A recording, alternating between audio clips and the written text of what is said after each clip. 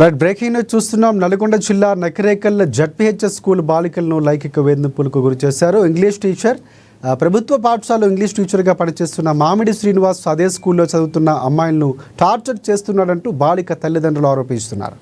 విద్యార్థులతో అసభ్యంగా ప్రవర్తించిన కీచక టీచర్కు స్థానికులు దేహశుద్ధి చేశారు. వెంటనే ఆ టీచర్ను సస్పెండ్ చేసి ఫోక్సో చట్టం కింద కేసు నమోదు చేయాలని విద్యార్థిని తల్లిదండ్రులు డిమాండ్ చేస్తున్నారు. అలాగే నకిరేకల్ పోలీస్ స్టేషన్లో ఫిర్యాదు చేశారు.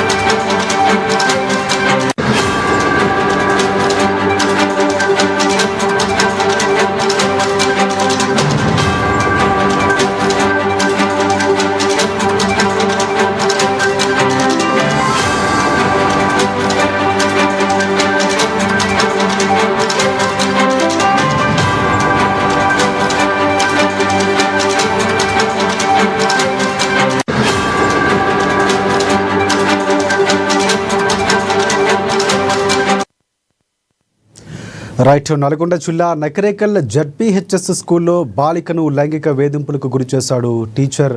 ఇంగ్లీష్ టీచర్ ప్రభుత్వ పాఠశాలలో ఇంగ్లీష్ టీచర్గా పనిచేస్తున్న మామిడి శ్రీనివాస్ అదే స్కూల్లో చదువుతున్న అమ్మాయిలను టార్చర్ చేస్తున్నాడంటూ బాలిక తల్లిదండ్రులు ఆరోపిస్తున్నారు. ఇదే అంశానికి సంబంధించి పూర్తి అప్డేట్స్ అందించేందుకు మా ప్రతినిధి సైదులు మనకి ఫోన్ లైన్లో సిద్ధంగా ఉన్నారు. సైదులు చెప్పండి, పూర్తి అప్డేట్స్ ఏంటి, ప్రధానంగా అసలు ఏం జరిగింది, తల్లిదండ్రులు ఏం చెప్తున్నారు?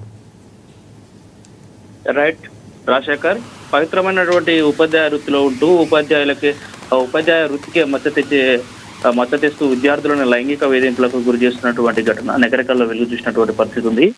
నకిరేకల్ ప్రభుత్వ హై స్కూల్లో ఇంగ్లీష్ టీచర్గా పనిచేస్తున్న మామిడి శ్రీనివాస్ అదే స్కూల్లో 10వ తరగతి చదువుతున్నటువంటి విద్యార్థినిపై అసభ్యకరంగా ప్రవర్తించినట్లయితే ఆరోపణలు వస్తూ ఉన్నాయి.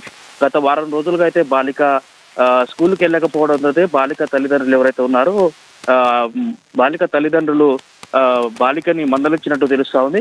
అంటే ఇదే విషయానికి సంబంధించి కూడా బాలిక అంటే మానసికంగా కొంచెము డల్గా ఉన్నటువంటి నేపథ్యంలోనే అసలు విషయం బయటకు వచ్చిందని కూడా చెప్పొచ్చు రాజశేఖర్. ఇదే విషయానికి సంబంధించి ఎవరైతే ఇంగ్లీష్ టీచర్గా పనిచేస్తున్నటువంటి మామిడి శ్రీనివాస్ ఉన్నాడో తనతో అసభ్యకరంగా ప్రవర్తించాడని చెప్పడంతో అయితే విషయము ఆలస్యంగా వెలుగు చూసింది. అదే విషయంకి సంబంధించి కూడా ఈ విద్యార్థి తల్లిదండ్రులు సదరు ఉపాధ్యాయుడిని అడిగే క్రమంలో అయితే ఇదే విషయాన్ని క్రమంలో అంటే అడుగుతున్నటువంటి క్రమంలో అయితే దురుసుగా ప్రవర్తించాడంటూ కూడా తెలుస్తోంది. అదే క్రమంలో దురుసుగా ప్రవర్తించినటువంటి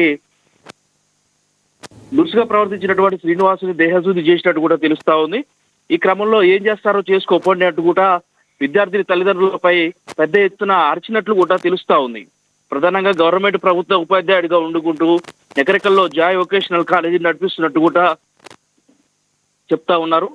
అయితే తనతో పాటుగా సన్నిహితంగా ఉండాలంటే కాలేజీలో కూడా తీసుకెళ్లి కాలేజీలో తనకు సంబంధించినటువంటి ఏదైతే కాలేజ్ ఉందో ఆ కాలేజీలో కూడా వర్క్ చేయిస్తున్నట్టు కూడా తెలుస్తా ఉంది రాజశేఖర్. ప్రధానంగా ఇదే విషయం సంబంధించి ఎవరైతే తల్లిదండ్రులు ఉన్నారో, విద్యార్థుల తల్లిదండ్రులు ఉన్నారో నకరికల్ పోలీస్ స్టేషన్ లో ఫిర్యాదు చేసినట్టు కూడా తెలుస్తా ఉంది.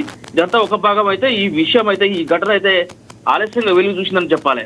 గత 2 రోజులుగా విద్యార్థిని తల్లిదండ్రులు సంప్రదింపులు చేసినట్టు కూడా తెలుస్తా ఉంది. చర్చలు విఫలం కావడంతో ఇప్పటికే ఈ విషయం కూడా బయటికి పొక్కిందనే విషయం తెలుస్తా ఉంది.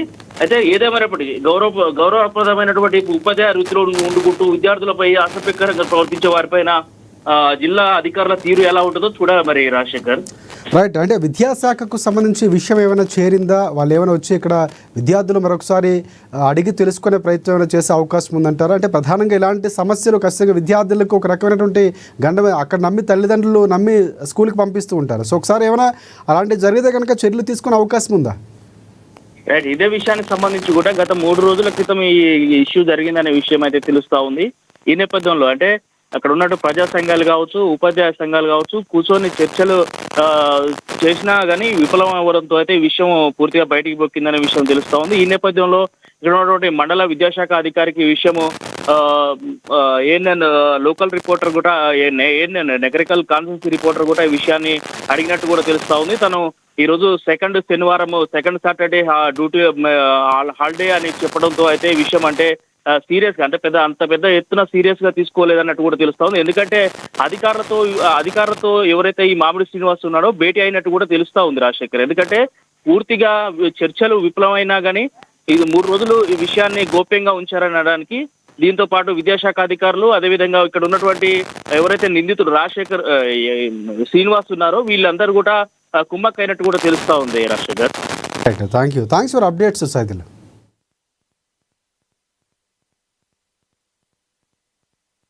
ఇంగ్లీష్ టీచర్ అనే వ్యక్తి 3 నెలల సంధి వేధిస్తుంది. మాకు తెలియదు ఈ విషయం. అన్నం తినట్లేదు. ఏంది బిడ్డ అంటే నైట్ 11ంటికి 3 నెలల తర్వాత చెప్పిన విషయం ఏమనగా, డాడీ మాకు ఇంగ్లీష్ టీచరు శ్రీనివాస్, ఆ శ్రీనివాస్ అనే వ్యక్తి వాళ్ళకు 3rd పీరియడ్లో చెప్తాడంట, ఇది చూడకపోతే క్లాస్కాయ మాకాయ చూస్తలేవేంది, బయటికి పోతుంటే బయట కనపడితే డల్లుకు కనపడుతున్నవేంది, పోయి వస్తుంటే క్లాస్ దగ్గర కనపడి కారు ఆపి మరి మా కాలేజీకి రావట్లేవేంది, నువ్వు వస్తావని చూస్తున్నా, 2-3 పిల్లల్ని ఇలాగా వేధిస్తుండ సార్. మరి ఆయనది ఏందో మాకు తెలియదు. లేకపోతే ఆయన గవర్నమెంట్ టీచరా లేకపోతే ఒక గురువు అని దేవాలయాన్ని నమ్మి పంపిస్తాం. ఇటువంటి వ్యక్తిని మేము ఎంతవరకు చూడలేదు. మేము చదువుకున్నాం, మా కొడుకు వాళ్ళనే చదువుకున్నాం, అందరం చదువుకున్నాం. హెడ్ మాస్టర్ గారు కూడా మాకు తెలుసల్లా ఈ వ్యక్తి అనే వ్యక్తి ఇంత పాపాత్కుడని మాకు తెలియదు. చిన్నపిల్లల్ని చూసి 15 ఏళ్ళ వయసు లేదు ఆ అమ్మాయి, ఇలా టార్చర్ చేయడం ఏంటి? గవర్నమెంట్ కఠినమైన చర్యలు తీసుకోవాలని కోరుకుంటున్నాం. కారు అడ్డం అడుగుతున్నట, మీరు వస్తారని చూస్తున్నాం. 10th క్లాస్ పిల్లలకు మీ కాలేజీకి రావాల్సిన అవసరం ఏముంది? జాయిన్ కాలేజ్ అంట ఆడు వాళ్ళ గవర్నమెంట్ టీచర్ చేసుకుంటా ప్రైవేట్ గా పెట్టుకొని ఇలా పిల్లల్ని వేధిస్తుంది. ఏదున్నా గవర్నమెంట్ కఠిన చర్యలు తీసుకోవాలని కోరుకుంటున్నాం. ఇప్పుడు ఇస్తాం సార్.